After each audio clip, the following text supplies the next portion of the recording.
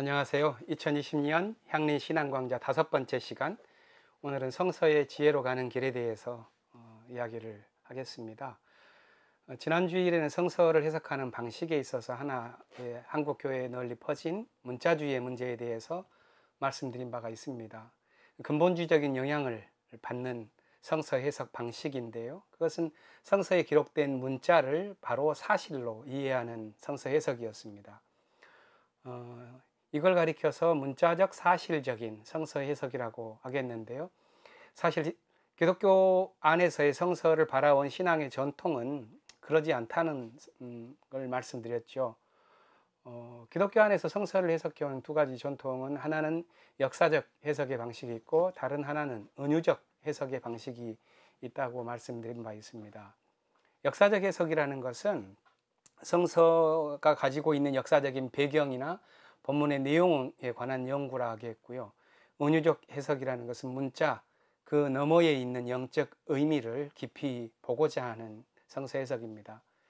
이 두 가지의 오래된 성서 해석의 전통을 합해서 보다 더 지혜롭게 성서의 뜻을 추구해 나아가는 성서 해석을 역사적 은유적 해석이라고 불러볼 수도 있겠는데요, 아까 말씀드렸었던 문자적 사실적 해석이라는 것과 역사적 은유적 해석이라는 것을 잘 대비시켜서 설명해 준 책을 제가 최근에 찾은 바가 있습니다. 그게 마커스 보그가 쓴 작년 말에 한 6개월 전에 한국에 번역이 된 책입니다. 성서 제대로 다시 읽기라는 책인데요, 아마 제가 2부를 진행하면서 9강을 진행하는 동안 기초 자료로 사용할 만한 중요한 책이라고 생각합니다.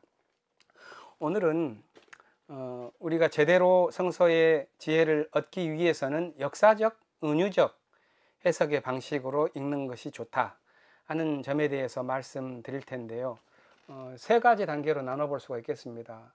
첫 번째, 역사적 해석이라는 게 그럼 도대체 무엇이고 어떻게 발전되었고 또 그것이 왜 필요하며 그것이 어떤 한계를 갖고 있는가 하는 점을 말씀드리고, 그 다음에는 은유적 해석이 가지고 있는 또 다른 장점과 단점, 그리고 나서 이 두 가지 것을 함께 통합적으로 이해해야지 성서의 지혜로 나아가는 길을 우리가 걸을 수 있다 하는 점에 대해서 말씀드리겠습니다.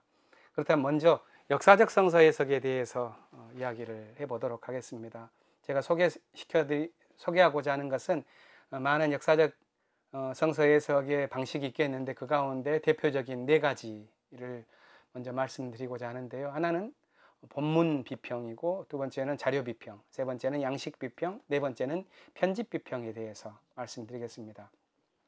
첫 번째인 본문 비평이라는 것은 성서의 도대체 본래적인 텍스트가 뭐냐 하는 것을 찾아가는 겁니다. 원문을 구성하자는 거죠.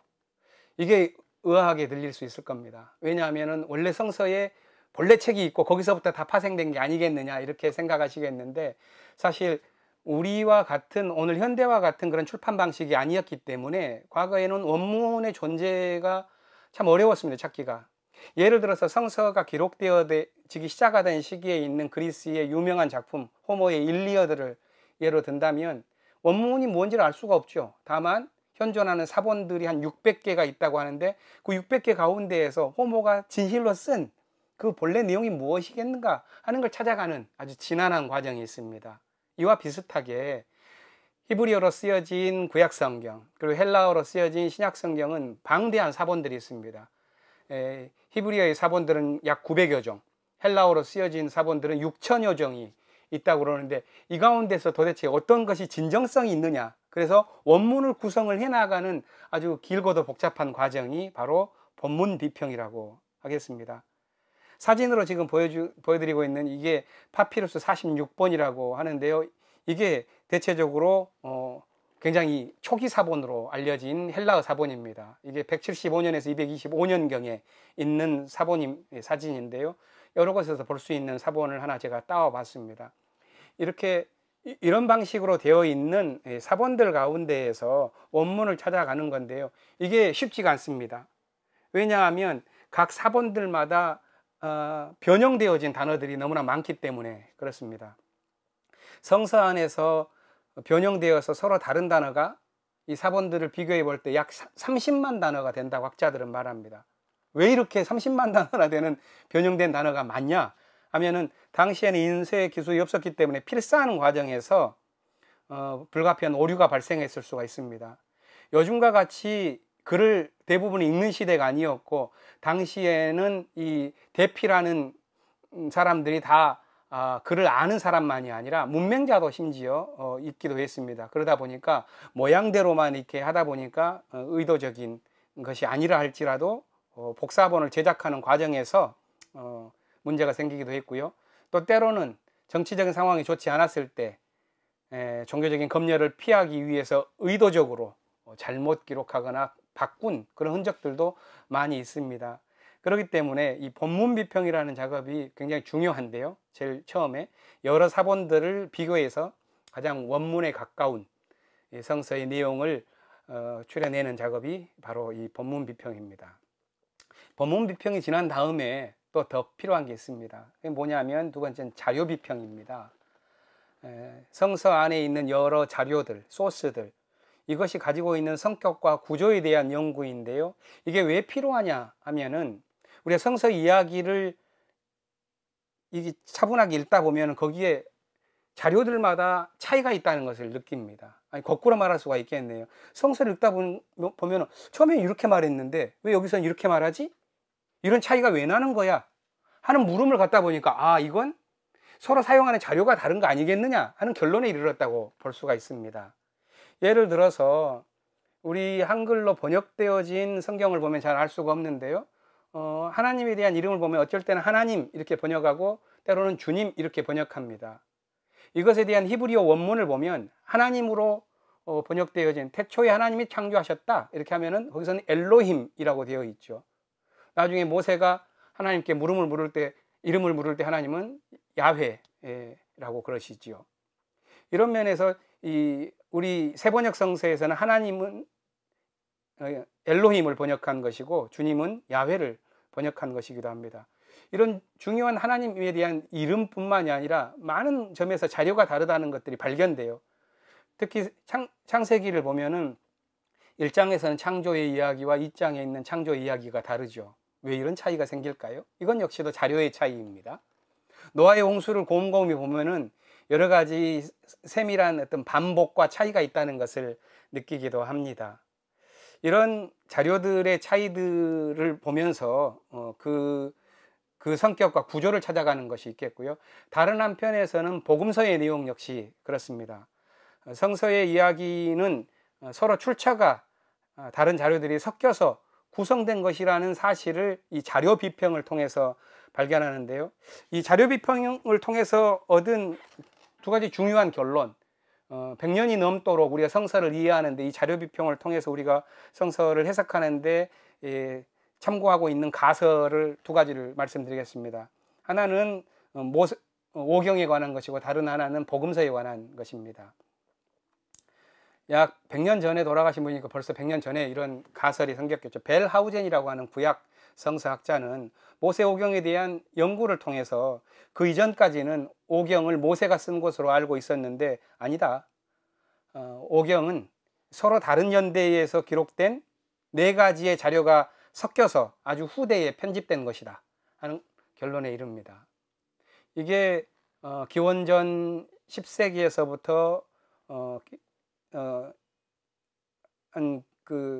오경은 6세기까지 이 한 4세기간에 기록되어진 여러 문서들이 포로기 이후에 이것이 현재의 형태로 편집되었다는 그런 결론을 아직까지도 벨하우젠 이후에 성서학자들은 오경 연구에서 따르고 있는 것이고요. 다른 하나는 이 공간복음서에 대한 자료에 대한 연구입니다. 예를 들어 이런 거죠. 가장 짧은 마가복음은 절로 따지면 661절입니다. 그런데 마태복음과 누가복음을 보면은 마태복음은 이 661절 가운데 600절이 동일하고 누가복음은 350절이 동일합니다. 그럼 이런 상황에서 여러분들 어떻게 생각하시겠습니까? 왜 이런 이 공통된 부분과 차이가 생기겠는가를 생각하게 되는데요. 학자들은 이런 결론에 이르렀습니다.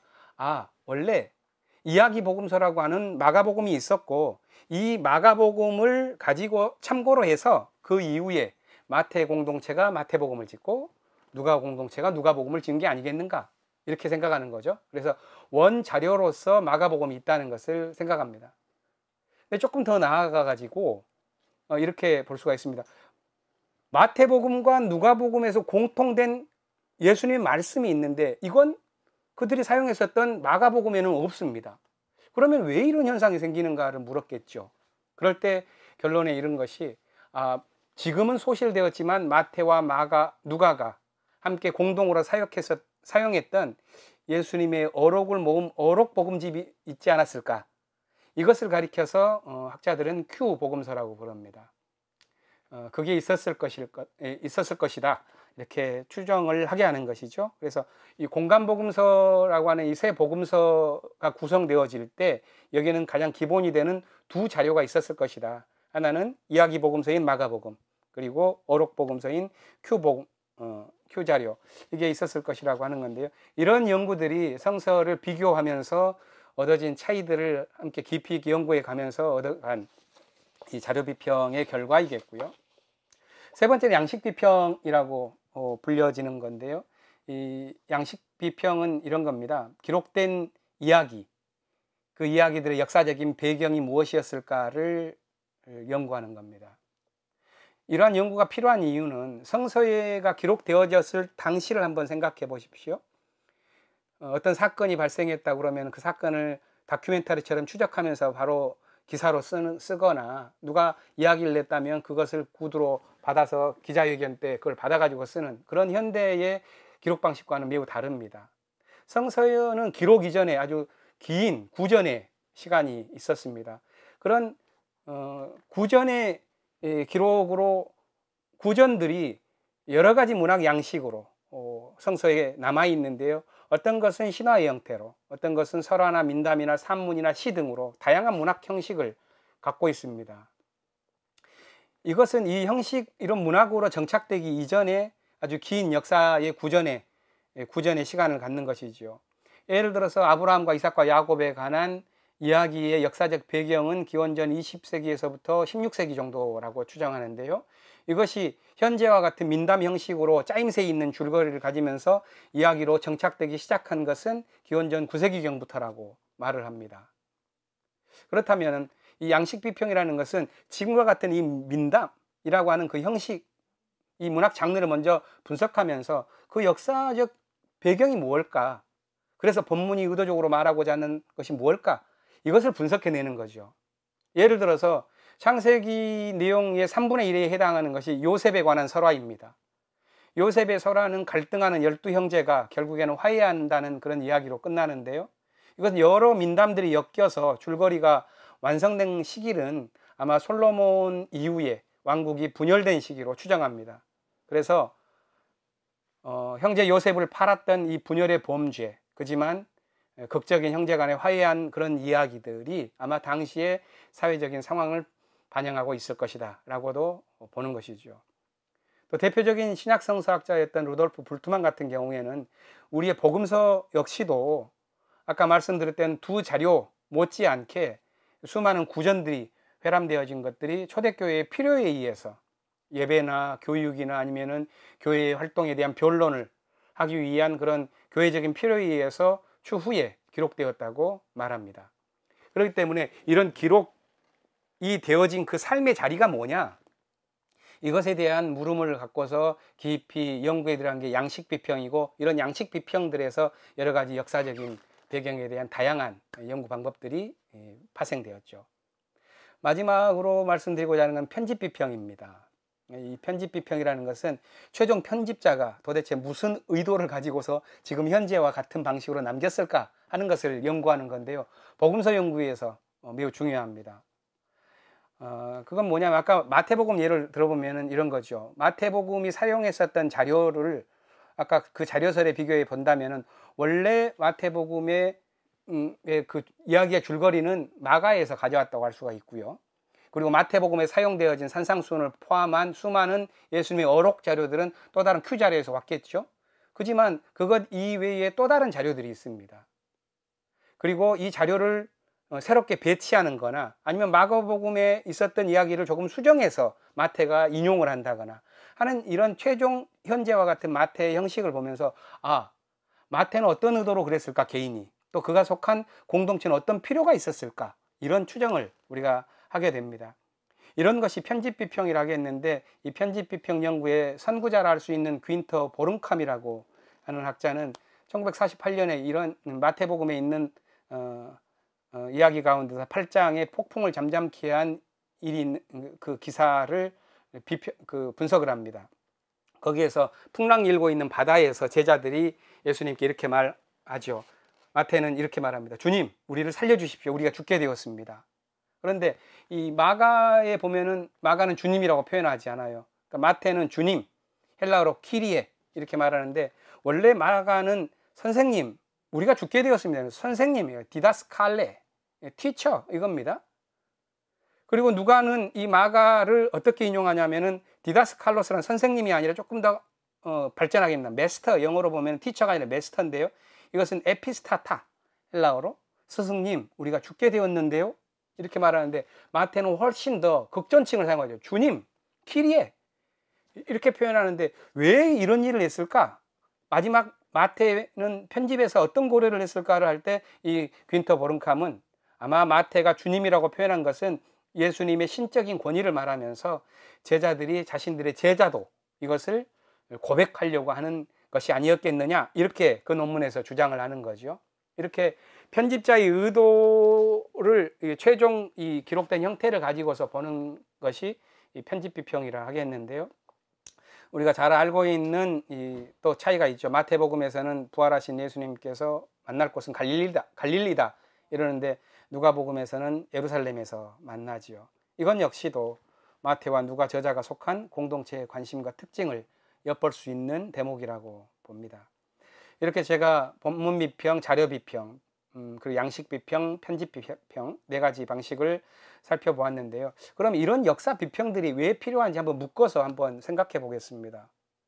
역사 비평이 필요한 이유는 두 가지를 알 수 있습니다. 첫 번째는 성서 자체가 과거의 문헌들이기 때문에 그 과거에 어떤 의미로 기록되고 뜻했는가 하는 것을 돌아볼 필요가 있었기 때문입니다. 기원전 10세기 중엽부터 기원 후 2세기까지 구약과 신약이 기록되었는데요. 이런 고대 문헌은 역사 비평이라고 하는 연구를 엄밀하게 거치지 않았다면 그 내용을 참 이해하기 어려웠을 것입니다. 그런 의미에서 성서가 존재하는 특성상 역사 비평은 필요하다고 할 수가 있겠고요. 다른 하나는 이런 역사적인 비평이 근대에 들어서 훨씬 안디옥 학파라고 하는 2세기에서 비롯됐지만 근대에 들어와서 이성을 중시하게 될 때부터 이 역사 비평은 훨씬 중요해졌는데요. 아마 이 계몽주의 이후에 이 비판적인 이성이 성서에 왜 이런 문제가 생길까, 이런 차이가 있을까, 이런 물음들이 있을 때 역사 비평을 거친 그런 지적 정직성을 가지고서 자기 시대의 정신들과 교류하고자 하는 그런 노력이 없었더라면 아마 기독교 신학은 근대 이성의 문제제기에서 좌초되고 말았을 것입니다. 그런 의미에서 역사 비평은 근대를 살아나오면서 굉장히 중요한 이 성서의 진리를 발견해 왔었던 길이라고 할 수가 있겠는데요. 사실 이것이 어떤 의미에서 한계가 있습니다. 그것은 역사 비평만으로는 성서가 가지고 있는 진리의 의미를 우리가 충분히 알 수 없다라고 볼 수도 있겠는데요. 그것은 두 가지의 이유 때문에 그렇습니다. 하나는 역사 비평을 전개했었던 이 근대 계몽주의적 정신 자체가 한계를 갖고 있기 때문입니다. 근대 시대는 과학적으로 모든 것을 입증하려고 했고요. 우리 인간이 가지고 있는 감각에 기초하여 그것을 실험을 해서 증명하고자 했습니다. 거기에서 놓쳐지는 것이 영적 실제에 대한 경험, 이것을 회의적으로 대한 것입니다. 저는 지난 3강을 한번 참고하시길 바라는데요. 3강에서 신앙이 지어지는 방식에서 근대 이성이 이렇게 감각에 의존했기 때문에 신앙이 굉장히 위기에 처했다는 것을 말씀드린 바 있습니다. 이 지점에 대해서는 제가 더 길게 설명하지는 않겠지만 이 책을 참고하시면 마크스 보그 역시 그런 부분에서 저와 의견을 같이 합니다. 보고는 이렇게 말하거든요. 그것은 근대의 계몽주의의 어떤 한계라고, 우리 지금으로서 보면은 한계라고 말하는데요. 그걸 가리켜서 사실 근본주의라고 말합니다. 팩트 펀더멘털리즘이라고 하는 거죠. 그래서 그런 팩트 펀더멘털리즘이 굉장히 성서 해석에서 어려움을 겪은 사례 가운데 하나가 헤겔의 제자였었던, 지금부터 한 150년 전에 아주 그 당시에는 천재였는데, 이 사람이 데이비드 프리드리히 슈트라우스라고 하는 학자입니다. 튜빙겐 대학의 학자였는데, 이분이 이 역사적 예수에 대한 연구의 어떤 성부자적인 측면을 다뤘고요. 예수의 생애, 예수의 삶이라고 하는 이 책을 썼는데, 이게 1846년에 당시에 세 권으로 나온 아주 큰 중요한 책입니다. 슈트라우스는 이 책에서 사실 근본주의적인 측면에서 이렇게 말을 하는 거죠. 복음서 안에 있는 예수의 기적 이야기들, 그것은 다 사실적 기반이 없는 신화적인 가공물이다, 이렇게 말을 하는 겁니다. 그래서 근대적인 성서 해석의 특징을 가장 전형적으로 보여주었는데요. 근대적인 성서 해석의 방식으로 이렇게 역사적 성서 비평만을 진행하는 것은 성서의 해석에 있어서 오류라고 할 수 있습니다. 왜냐하면 성서 이야기를 팩트체크하는 방식으로 진행한다는 것은 성서의 진실과 사실을 드러낸다기보다는 성서 자체를 잘못 이해한 거라고 말할 수가 있어요. 성서는 사실 이 팩트로만 이루어진 게 아닙니다. 성서에는 상징적인 이야기들, 또 역사 자체가 기억에 대한 팩트보다도 그 팩트가 은유화된 방식으로 전승된 것, 구전을 통해서 공동체의 이해관계와 판단이 가미된 것, 수많은 이런 것들이 함께 어우러져서 만들어져 있습니다. 그렇기 때문에 이 팩트체크의 방식으로 보고자 있었던 계몽주의적인 근대 정신의 성서 해석 방식은 실패를 할 수밖에 없다, 한계를 갖는다고 말씀드리겠고요. 다른 의미에서 역사적 연구 방식이 가지고 있는 한계에는 이 역사적 연구 방식이 안고 있는 본원적인 자체 한계입니다. 그것은 뭐냐면 성서의 의미가 당시 역사적 그 당시에 어떤 의미를 가졌는가를 추구하다 보면 그것이 이 본문의 의미를 과거의 맥락에 감금해 버릴 수 있는 한계를 갖고 있는 거죠. 그래서 이런 역사적 해석의 한계를 메우기 위해서 필요한 것이 성서의 또 다른 전통인 은유적 해석이라고 보겠는데요. 이제 그렇다면 은유적 해석이 무엇인가에 대해서 잠시 살펴보도록 하겠습니다. 은유적 해석이라는 것은 본문의 현재적인 의미를 이해하도록 이끄는 성서 해석이라고 하겠습니다. 예를 들어서 이렇게 말하겠습니다. 마태복음 26장에서 예수님께서 제자들에게 이러지요. 내가 살아난 뒤에 너희보다도 먼저 갈릴리로 가겠다, 이렇게요. 그래서 제자들은 아마 예수님을 만나기 위해서는 갈릴리로 갔을 거라고 생각을 합니다. 그렇다면 오늘 우리는 어떻게 가야 됩니까? 예수님을 만나면 비행기 타고 갈릴리로 가야 되는 건가요? 그것이 아니죠. 우리는 성서를 읽을 때 그렇게 역사적인 사실적인 문제로 받아들이는 것이 아니라 은유적으로 해석하는 것이죠. 아, 오늘날의 갈릴리는 그럼 어디인가를 묻게 되는 겁니다. 그런 의미에서 갈릴리는 우리에게는 은유적인 의미를 이미 갖고 있다고 하겠습니다. 메타포라는 것, 이 갈릴리라고 하는 이 은유, 메타포는 사실에 대한 암시입니다. 근데 이 은유라는 것은 사실 자체는 아닐지라도 어떤 의미에서는 더욱더 깊은 진실을 밝혀내고자 하고 드러내고자 하는 의도가 담겨 있다고 보겠습니다. 그런 의미에서 은유라는 것은 사실 이하가 아니라 사실 이상이다, 이렇게 우리는 말하는 거죠. 이런 은유적 성서 해석에 대해서는 한 3가지로 간단하게 한번 보겠습니다. 첫 번째는 정경 비판, 영어로는 캐노니컬 크리티시즘이라고 할 수가 있겠는데요. 이것은 신앙 공동체가 현재의 경전으로, 캐논으로 받아들이고 있는 이 성서를 그 통체 그 자체로, 그 통체가 주는 가르침의 그 맥락 속에서 어떤 구절의 의미를 파악하는 방식입니다. 역사 비평과는 꽤 다르죠. 역사 비평은 그 구절이 갖고 있는 것이 원문인가, 아니면 그것의 자료는 어디에서 온 것인가, 그것의 역사적인 배경은 무언가, 마지막 그것을 쓴 편집자의 의도는 무언가, 이런 측면에서 본다면 그렇게 해부를 해버리지 않습니다. 정경 비판은 전체 맥락에서 그 구절을 보는 거죠. 여기에는 굉장히 비판적인 의식이 담겨 있습니다. 이 정경 비판을 발전시킨 학자 가운데 한 분이 예일대 구약학자인 이 B.S. 차일즈라고 하는 학자인데요. 그가 1970년도에 낸 책의 제목이 이 Biblical Theology in Crisis, 위기에 처한 성서신학입니다. 여기서 주장하는 것은 역사 비평을 그동안에 수많이 해왔지만 실제 성서 해석에 있어서 위기에 처하고 말았다 하는 겁니다. 그렇기 때문에 역사 비평이 발견해온 장점들을 부정하진 않고 그 장점들을 수용하지만, 그렇지만 역사 비평의 한계를 분명히 인식하고 정경 비평으로 가자고 하는 그런 제안을 했던 것이지요. 두 번째는 아까 양식 비평에서 그런 말씀 드린 바 있습니다. 그 이야기들이 수많은 문학 형식으로 정착되었다고 말씀드렸는데요. 이런 문학 비평이라고 하는 점에서 다른 상상력이 생겨났습니다. 그건 뭐냐 하면은 우리가 어떤 사실이나 진실을 전달하는 방식으로서 그것을 어떤 팩트라든가 아니면 논증이라든가 이런 것만으로 인간의 어떤 인간사가 이해될 수 없다는 깨달음이 생긴 것입니다. 그래서 이야기라는 것은 어떤 의미에서는 우리의 인간의 경험 자체가 이야기로 표현되어지고 구성되어지고 있다는 어떤 들여다봄이 있었던 것이죠. 그래서 문학 자체, 그 이야기가 가지고 있는 자체, 그것이 당시에만이 아니라 오늘 우리에게도 의미를 준다고 하는, 그래서 성서와 우리의 시간을 잇는 그 매개체로서의 문학의 기능들을 인정하는 것이 문학 비평입니다.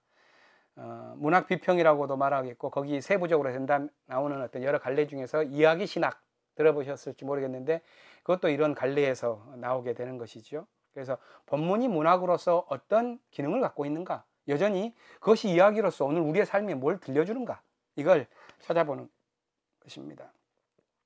마지막으로는 원형 비판인데, 원형이라는 건 아키타입입니다. 아키타이펄 크리티시즘인데, 이것은 인류학을 연구해 보면 사회적으로 사회인류학 같은 경우에는 어떤 뭔가가 원형적인 것들이 반복되고요. 또 정신분석에서 융 같은 경우에는 보다 뭔가 시원적인 것들이 사라지는 것이 아니라 우리 인간의 삶 속에서 반복되어지고 있음을 많이 밝혀 놓았습니다. 이런 것을 성서에 적용을 해서 성서 이야기 가운데에서 되풀이되고 있는 원형적인 상징들, 이미지들, 이것들을 통해서 본문의 의미를 현재적으로 되살려내는 것들이죠. 이게 이 정경 비평이나 문학 비평, 이야기 신학, 이 원형 비평, 이런 것이 은유적 성서 해석의 현대적인 방식이라고 할 수가 있겠습니다. 이것이 필요한 이유는 은유적 해석이 필요한 이유는 한 두 가지로 말씀드릴 수가 있습니다. 첫 번째는 성서의 내용 자체가 사실의 나열이 아닙니다. 성서에는 수많은 상징들과 은유들을 내용으로 갖고 있습니다. 그렇기 때문에 그것 자체를 문자적으로 해석하는 경우에는 오류에 빠지게 됩니다. 은유적으로 해석할 필요가 있는 것이죠. 예를 들어서 시편의 기자가 18편에서 이렇게 노래하죠. 주님은 나의 반석이시요 나의 요새이십니다. 이걸 문자적으로 해석할 수는 없겠죠. 오히려 은유적으로 해석해서 그 깊은 의미를 받아들이는 것이 좋을 것입니다. 두 번째로 은유적 해석이 필요한 이유는 굳이 언어가 은유적이지 않다 하더라도 이 성서라고 하는 고전 자체는 사실의 팩트체크 방식으로 하면은 뜻이 다 달아나 버립니다. 아니, 사실이라는 것보다 훨씬 더 커다란 진리적 요소를 함유하는 것이 클래식이죠. 성서라고 하는 고전입니다. 그 풍요로운 의미를 음미하기 위해서는 은유적 해석이 필요하다고 볼 수가 있겠습니다. 물론 역사적 해석이 한계와 문제점이 있다고 봤듯이 은유적 해석 역시도 한계가 있을 것입니다. 여러분들께서 들으면서 어떤 느낌이 들으셨을지 모르지만 은유적 해석을 하다 보면 어떤 의미에서는 너무 자의적인 해석, 공상적인 해석으로 빠질 우려가 있습니다. 그럴 때 은유적 해석의 한계를 조정해 주는 것이 한편에서는 역사적 해석에 도움을 받는 것이고, 또 한편에서는 개인의 지혜가 아니라 자신이 속한 공동체적인 분별, 이 가운데에서 성서를 받아들이고 이해하는 것이겠죠. 그렇다면 우리가 역사적 해석과 은유적 해석 이 두 가지를 한번 살펴보았는데, 이 두 가지를 함께 엮어서 역사적 은유적 해석이다 이렇게 할 만한 것을 이야기를 잠시 하면서 결론 지어 보겠습니다. 그러니까 저는 이 두 가지를 말씀드릴 때 역사적이면서도 은유적 해석을 지혜롭게 해야 된다는 거였는데요. 왜냐하면 역사적 해석이 과거에 갇히지 않기 위해서는 은유적 해석이 필요하고, 은유적 해석이 주관적 공상으로 흐르지 않기 위해서는 역사적 해석이 필요한 것이지요. 그리고 성서 자체가 역사와 은유의 조합입니다. 어떤 역사적 사실에 대한 경험을 했을 때 아주 깨끗하고 투명한 어떤 하나님에 대한 경험을 했다고 한번 상상을 해보십시오. 그것을 어떻게 표현할까요? 그럼 은유적으로 표현할 수도 있습니다. 내가 맑은 시냇물의 강가로 인도함을 받은 것처럼 하나님을 경험하는, 그렇게 표현하면 얼마나 훨씬 청량하게 그 경험을 표현할 수가 있겠습니까? 그런 것처럼 성서에 나온 역사 자체가 은유화된 역사인 것이지요.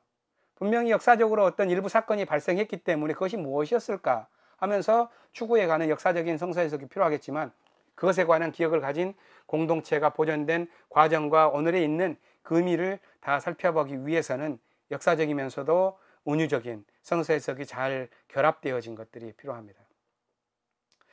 역사적 은유적 성서 해석이라는 것은 한마디로 말하자면 비판적 성찰의 의식을 자각한 깨달음의 눈이라고 볼 수가 있습니다.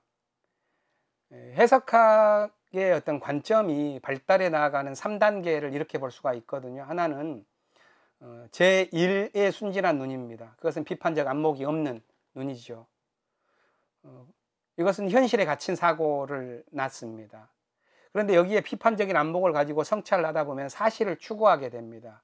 여기에서 이런 비평의 눈을 가진 것을 두 번째 단계라고 할 수가 있겠는데요. 역사적 은유적 해석이라는 것은 이 단계를 지난 비판적 의식을 가졌지만 정경이 있는 그대로 순진함 가운데서 이 말씀 가운데서 뜻을 추구해보는 제2의 눈입니다. 해석학자들은 이것을 세컨드 나이브티라고 말하죠. 두 번째 순수한 눈이라고 표현합니다. 이것은 사실에 갇히지 않으면서도 사실 너머의 진실로 나아가고자 하는 눈입니다.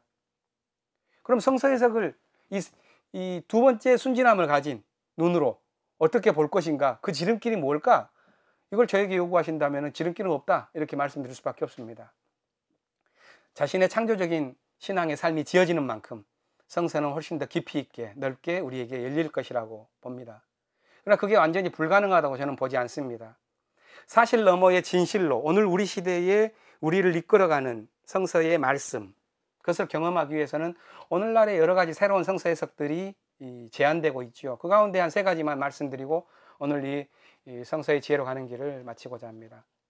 오늘날 새롭게 요구되는 성서의 해석, 이것은 이 강좌의 특징이기도 하고, 지금 2부를 진행하고 난 다음에 3부에서 6번의 강좌를 통해서 제가 더 구체적으로 말씀드릴 것입니다.